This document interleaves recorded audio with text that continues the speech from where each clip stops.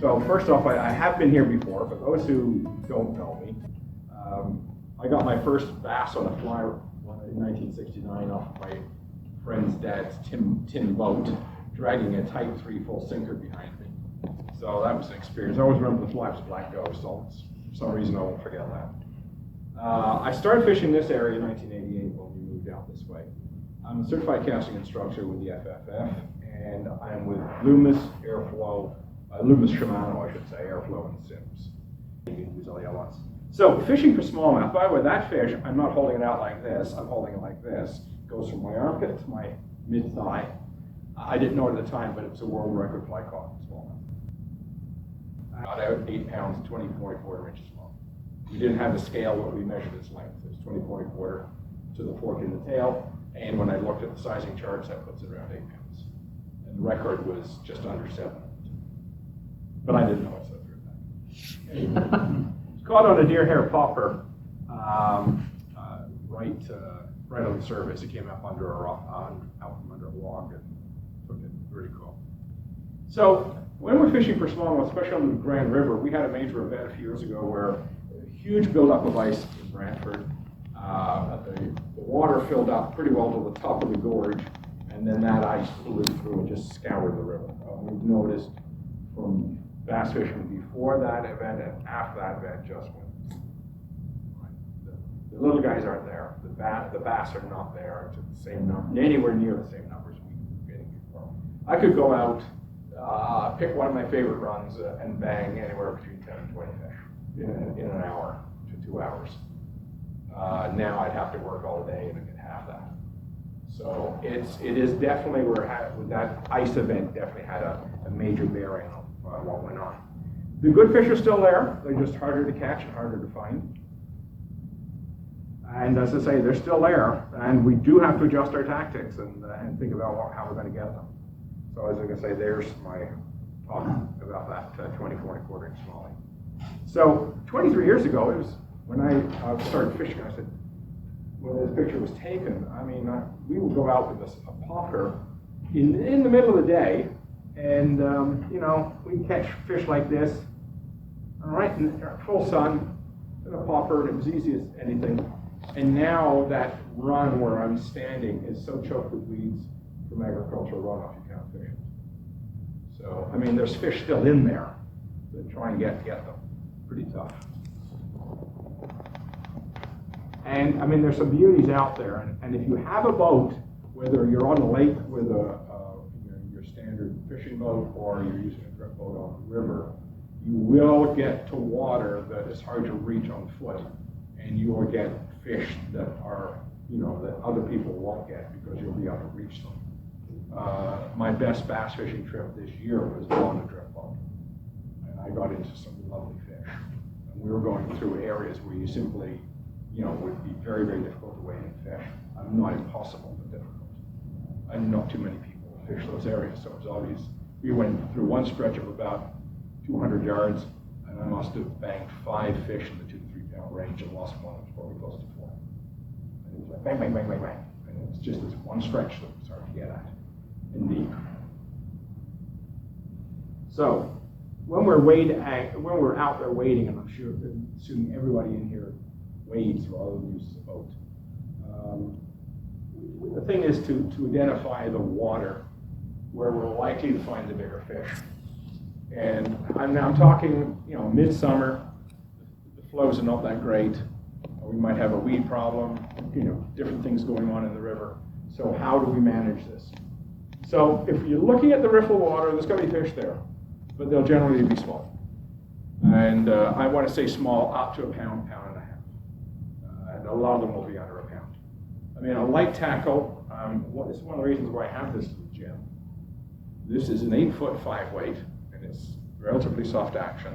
It's designed, and it's got a fighting bug, which is interesting. It's designed for bass, fishing off of a boat, and it's great for the smaller fish. They're a lot of fun on this rod. And so if you're going to go into an area where there are small fish, have the tackle appropriate to it, and it'll work. So that's fine. The riffle water will hold those smaller fish. The big fish you'll find in the deeper, slower water. And they like structure like boulders down to trees. That big bass I showed you, it was actually a dead tree that had sunk in the water. And it was about 7, 8 foot deep in that area. It's very slow pool. And I was popping that deer hair popper over the dead tree, and all of a sudden that thing just came on. So, the other thing I found very interesting is when I start catching multiple species out of the same spot, I really, really, really pay attention to that spot. There's something good about it that the fish like. And there's one spot on the ground which unfortunately the ice destroyed, but when it was still working, I pulled 4 different species out of it. And the biggest bass was probably about 19 inches.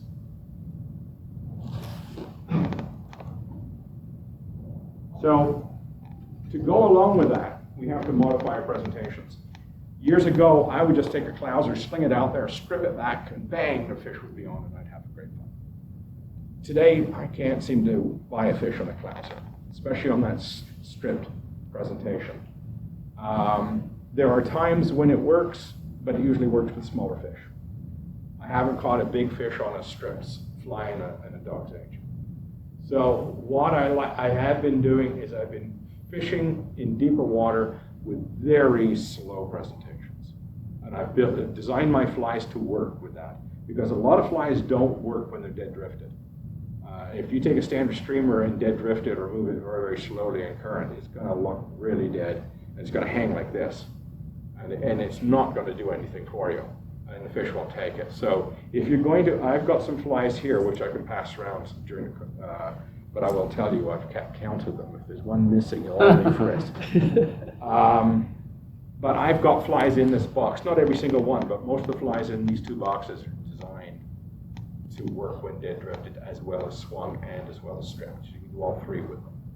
But I usually catch most of my fish on either a very slow swing or a dead drift or an extremely slow strip like that. Just let it go. And that's where I'm getting my big fish. I'm not getting them on that traditional banging a streamer back the way I used to years and years ago.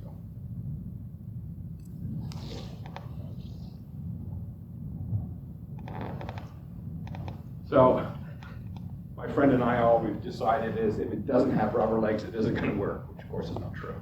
But it's the way we feel about it. If it's got rubber legs, we can throw rabbit wing on here too. If it's got rabbit and rubber, it seems to work better than other flies.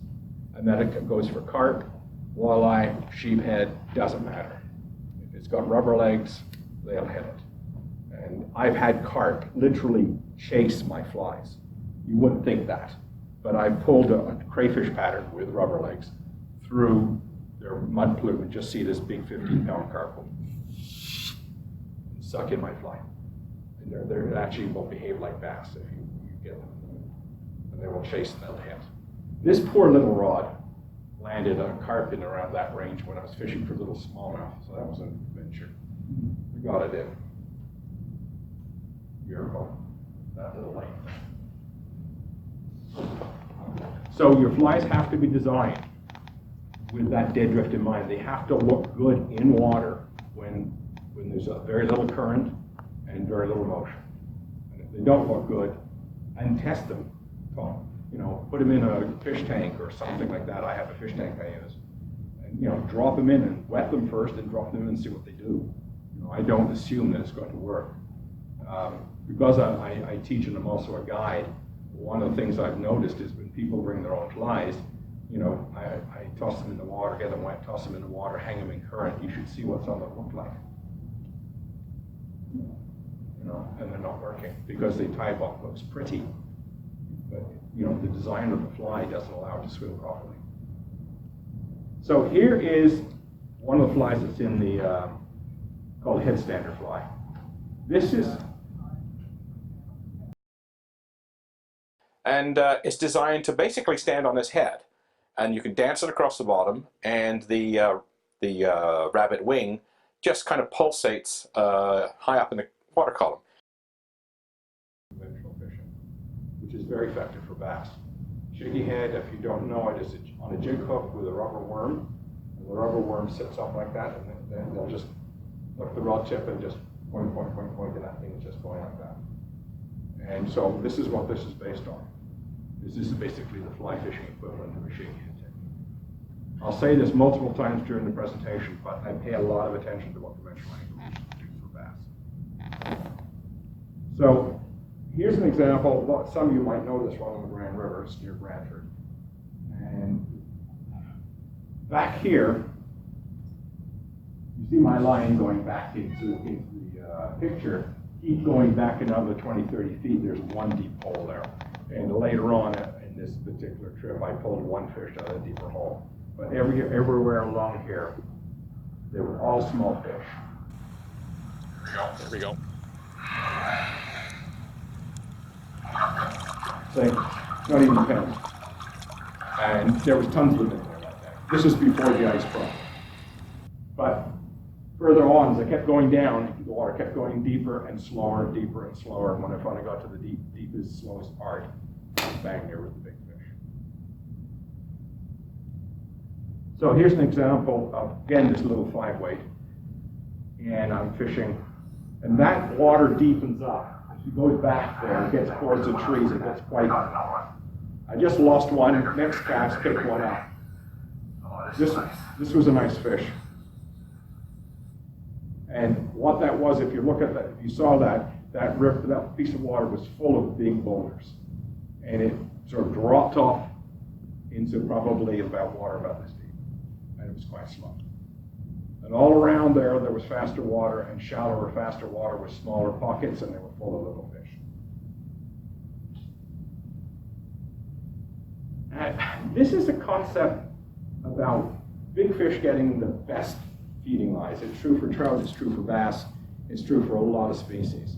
In this one particular spot, near where that rock is, there's a big bowl, almost the size of this room, that just sort of tapered. It was an unusual structure right in the middle of the river. It just kind of tapered down in all directions, like somebody had gone in there and dug it out.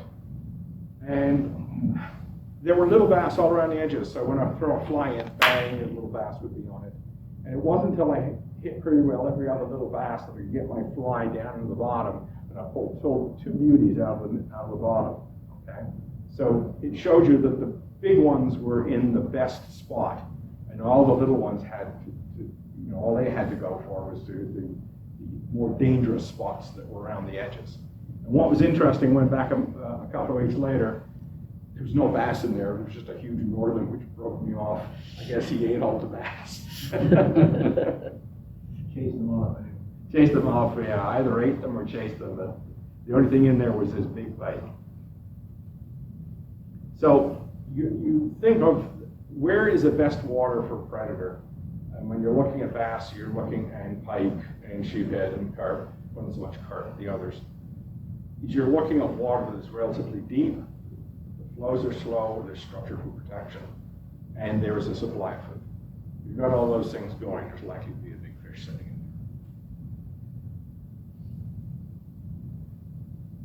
there. So, there's a bunch of us doing this, and we've all kind of tuned our presentation, these small notes. We figure out what's working, what's not working. And we've come up with some things for bigger fish. As I was saying earlier, don't confine yourself to the strip streamer. It still works. I'm not saying you can't get a big bass on it, but you have to use a full sinking line and get it low, get it really low. But you can get fish on it, but it's less effective. Really, really pay attention to conventional anglers. They know, the good guys really know their stuff. They will, the various techniques they use, like Carolina rigs, shaky head technique, wacky rigs, all that kind of stuff. These flies are, for example, with their rubber legs and rubber tails, are our version of the wacky rig presentation, which is a very, very vibrating presentation. The rubber worm that they're using is just doing this. Well, we're doing the same thing with the rubber legs on these flies. And that was the whole idea behind those flies, was to give us an opportunity to fish something that had that same kind of vibration that we could dead drift.